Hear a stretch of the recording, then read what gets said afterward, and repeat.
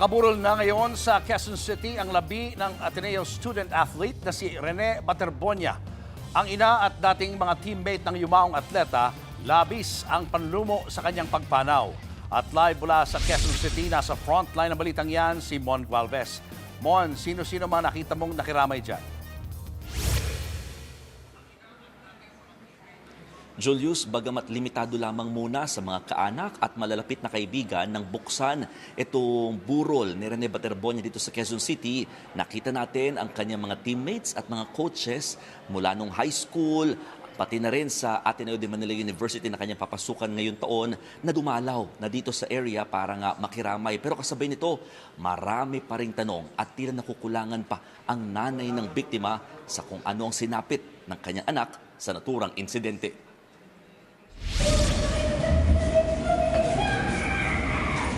Kahit sa likod ng mga pader, maririnig ang malakas na iyak at sigaw ng nanay ng nakaburol ngayon na si Rene Baterbonia sa Quezon City. Nakasabit pa sa kabaong niya ang dalawang jersey ni Rene noong high school. Isa si Rene sa dalawang nasawing student athletes ng Ateneo de Manila University kasamang Nigerian national na si Divine Adili habang nasa team building activity ng basketball team sa Aurora noong Lunes. Sa muling pagharap sa media ng pamilya ni Rene, tila naubos na ang luha raw ng ina nito. Ilang beses daw pinaliwanag sa kanila ng mga kasamang coach sa team building na walang suot na ankle weights o pampabigat sa paa mga players. Aksidente lang daw ang nangyari. Sinabi nila na aksidente lang daw and then ngi din sila ng sorry sa akin. Pero yun, sabi ko, hindi may babalik yung sorry sa anak ko.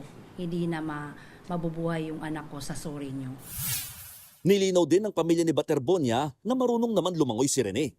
Pero paliwanag daw sa kanila ng mga kasamang coach, sunod-sunod na malalaking alon ang naranasan ng kanilang team. Sabi ng mga coaches na andun, at first calm pa daw yung dagat. Tapos may malaking alon daw na, yung first alon daw, yung mga players, parang nag-enjoy pa daw. Yung second pati third alon, doon na parang na-scatter sila. So, yun, sabi nila, yung nakausap namin ng mga coaches, sobrang bilis daw ng pangyayari. Kinumpirma rin daw sa kanila na mula 2017 ay ginagawa na ang mala bootcamp na uri ng training ng basketball team. Through the years, parang ini-improve daw nila na parang mas hindi na mas safer yung kaya parang sa kanila din parang first time din talaga na kahit since 2017 until now first time nangyari yung every year doon nila ginagawa pero first time daw to na may mga namatay. Sa ngayon, sinagot ng universidad ang burol ni Rene sa Quezon City. Handa rin daw nilang sagutin pati ang pagbiyahe ng labi oras sa dalhin sa probinsya. Kabilang sa mga nakirami sa burol ni Rene ang mga dati niyang teammates nung high school. Nung nalaman ko, parang napakasakit kasi parang hindi ko na siya teammate, para ko na siyang brother eh. Kasi sa 2 taon na nagsama kami, grabe yung experiences, yung challenges namin.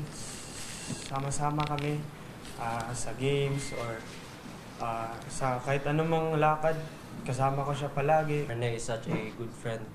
Napakabait kasi ni Bobet. Tapos yun, nung nalaman namin, gano'n lang nangyari sa kanya. So, as teammates, alam namin kung gaano ka mabuting tao si Bobet. Bilang bahagi ng basketball community, nagpaabot din ng pakikiramay ang presidente ng MediaQuest at ng Samaang Basketball ng Pilipinas na si Ricky Vargas. Sa kanya namang X-account, nagpost din ang SBP chairman na si Manny V. Pangilinan. Inilarawan ni MVP na men of promise ang dalawang atleta na nagbigay ng liwanag sa mundo. Ang kanilang alaala ay patuloy raw na dadalhin ng mga nakakakilala sa kanila.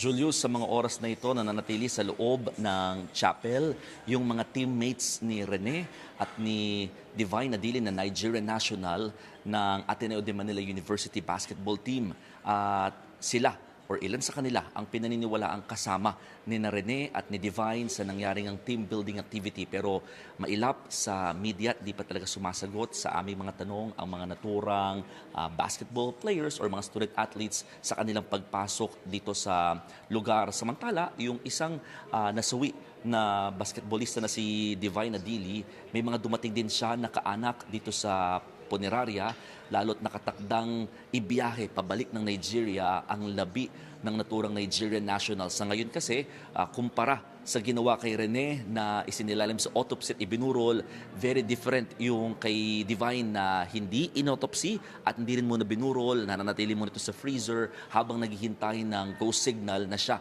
ay maibiyahe na nga sa pabalik sa Nigeria bilang respeto sa kanilang mga cultural practices. Samantala, nang tinanong natin ang nanay ng biktima na si Rene Baterbonia kung ano ang next nilang step in terms of legal action, hindi pa doon nila ito iniisip sa ngayon dahil nakatutok muna sila sa burol ng kanyang anak at talagang inaasahan na baka daw bukas ang latest na maibabiyahe na papunta naman ng Agusan del Sur ang labi ng kanyang anak at posible din daw dumaan muna sa Davao kung saan nag-aral si Rene ng kanyang high school. Julius. Maraming salamat, Mon Gualvez. Mga kapatid, Julius Babaw po.